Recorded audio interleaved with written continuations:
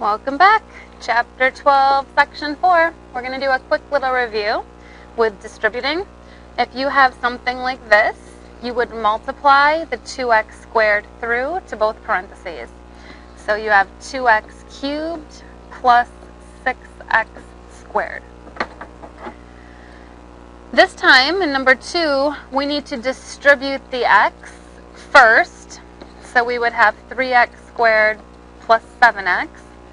And then we'll distribute the negative 5, don't lose that negative, to get negative 15x plus negative 35. Now, we need to make sure we put the like terms together. So our final answer for this would be 3x squared minus 8x minus 35. You could put plus a negative, that'd be great. That's also the FOIL method. This time we're going to distribute the 3x to each of the terms.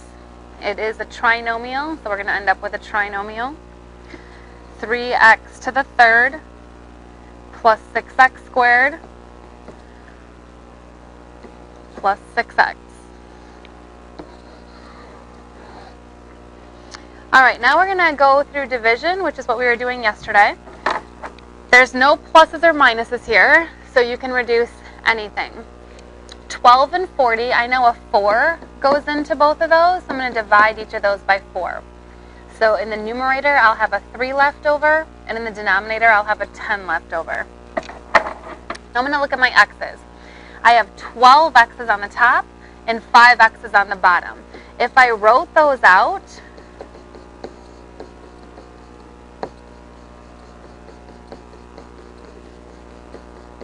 I can literally cancel 5 of them. Now, when you subtract, or when you divide, you do subtract exponents, so I could bring this up and subtract, or I could look at this. Regardless, I have x to the 7 left in the numerator. And then if you look at your y values, I have 10 y's on top, 15 on the bottom, so I have 5 y's left on the bottom. Same method as the x's. Now, when you divide two fractions, so it's kind of like thinking about 2/3 divided by 1/2. Now, that is improper math, so we're going to actually get that 1/2 off the denominator by multiplying by it. So that means this is gone. So when I'm looking at that, I'm going to rewrite this as 2/3 times 2/1. Same thing as I have right here. When you're multiplying, the top multiplies with the top, the bottom with the bottom. So I'm left with 4/3. You could write that as 1 1/3 or 4/3. Either answer is good. Right next door, number 6. Basically, whenever you have division, you're going to change it to multiplication and flip the fraction behind the initial division sign. You're flipping the fraction because you're getting that thing off of the denominator. So my numerator here would be 9. My denominator would be 55. Done. If you can reduce, you need to. No decimals though. Alright, 2/5. Change it to multiplication, and now I have 15/7. I could go ahead and multiply, but I do notice that 15 and 5 both have a 5 in common. So I could make that a 3 and that a 1 first. You could do that after you multiply across, or you could do that right away. Regardless, your final answer will be 6/7. And last on this page, multiply by 16/9. Anything on top reduces with anything on the bottom. So I'm going to reduce the 3 and the 9 to a 1 and a 3. And then I'm going to reduce the 16 and a 4 to a 4 and a 1. So we are left with 1 times 4 on top, 1 times 3 on the bottom, 4/3, 1 1/3 is another great answer. On with the lesson. Alright, so we're going to simplify this. The first step in simplifying is to factor everything all the way. I'm going to take a negative 4 out because I want a c minus 4 down there. And if I take a negative 4 out, that's exactly what I have left over. I'm going to kind of cross this off so I don't look at it anymore because I don't want to get confused. I can then cancel my c minus 4s, and I can also cancel my 5 and my 45 and make that a 9 and a 1. So what I'm left with is 9 over negative 4. Negative 9/4, negative 2 and a 4th. Same thing. Next up, there's no pluses or minuses, so nothing is linked together. I'm going to actually, I am. I'm going to put all the numerators together. You could start canceling if you want, but before I personally do that, I'm going to put all the numerators together. So my numerator is 10. I have an x to the 4th. I'm looking at a y squared and a y to the 5th. That means there's 7 y's up there. And then I've got my z. A z alone is the same as a z to the 1. I'm going to put a 1 up there so I don't forget that. Now I'm going to put the denominators together. I'm multiplying these across. So 3 times 4 is 12. X times x is x squared. Y squared times y is y cubed. And then I've got my z. Z is the same as z to the 1. Now I'm going to cancel from here. So 10 over 12 would be 5 over 6. X to the 4 over x squared would be an x squared on top. 7 y's on top, 3 on the bottom. There's 4 left on top. Z's, goodbye.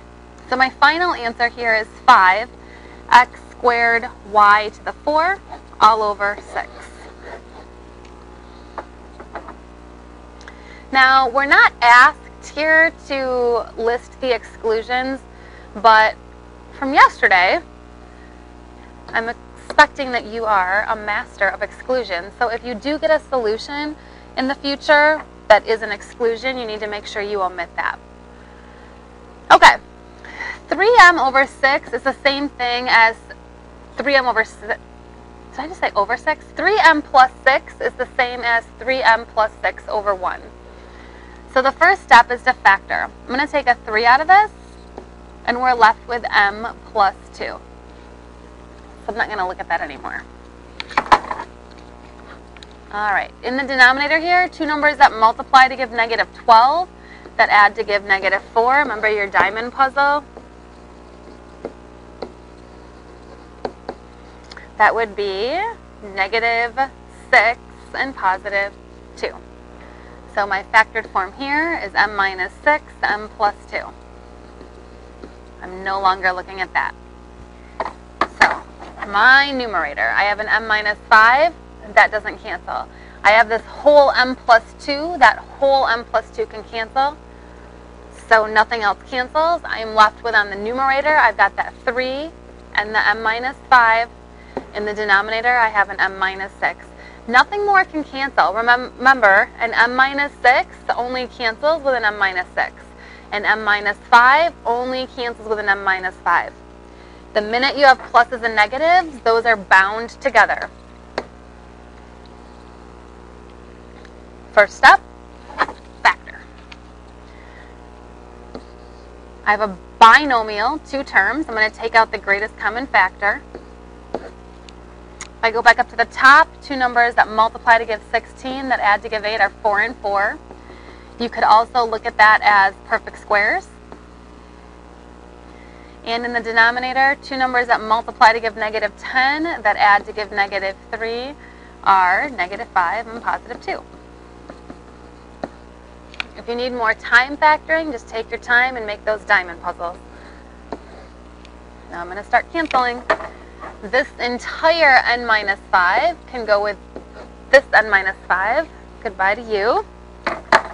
And this entire n plus 4 can go with the 1 on the bottom. So my numerator, I have an n plus 4 left on top. Again, that's linked. That's a plus sign. And my n plus 4 can only cancel with an n plus 4. In the denominator, I have an n and an n plus 2. That's my simplified form. Nothing else can cancel. I am done. Greatest common factor of the binomial here, that would be p times p plus 2. Factored.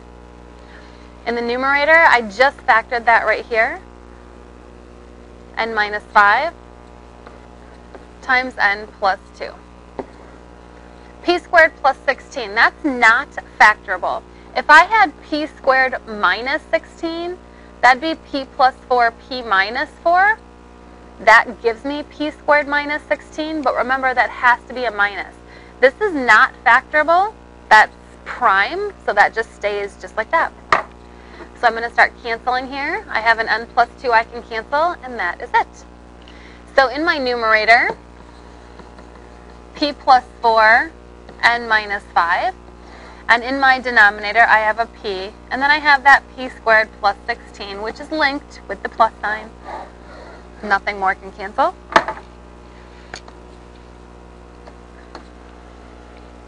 All right, now we have the division. In division, we're going to multiply by the reciprocal, just like we did on that very first exercise.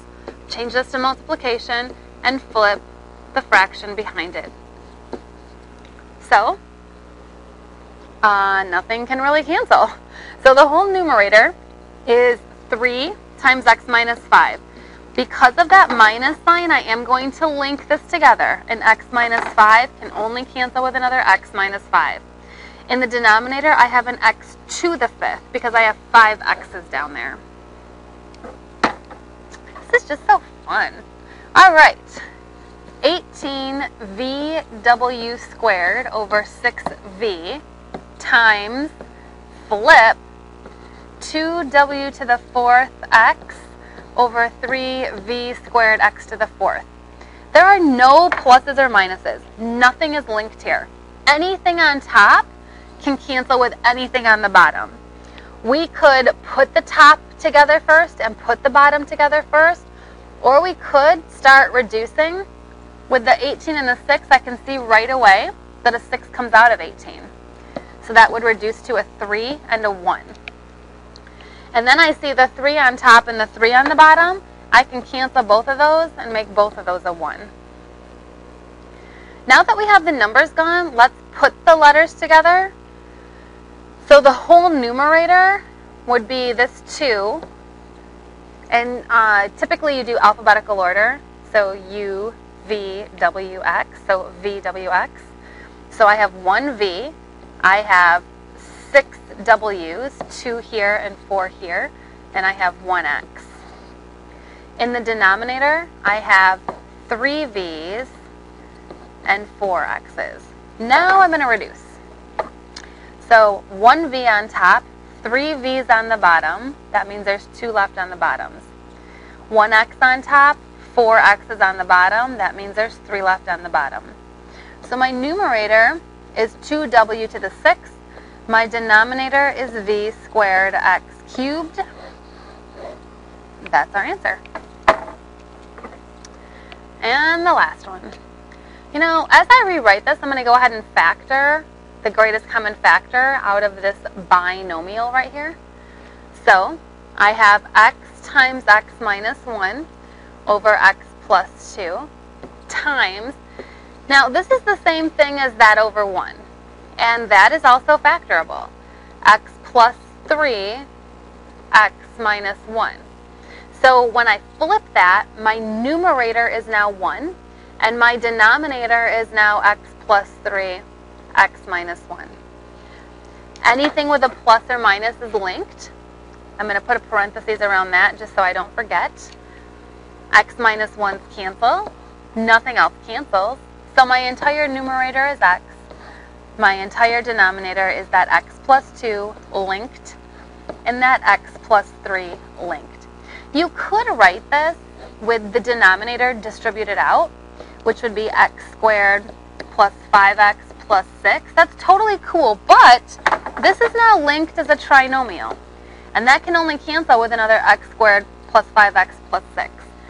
So don't go thinking you can cancel like a random x somewhere, because anytime you have a plus, you are linking with a parentheses. You're thinking of that as an entire body, and you cannot just rip something off of that. That stays together and is 1. One trinomial can cancel with another trinomial, but you can factor, and that's how you get the binomials canceling. So I hope that was totally invigorating. and I will see you tomorrow.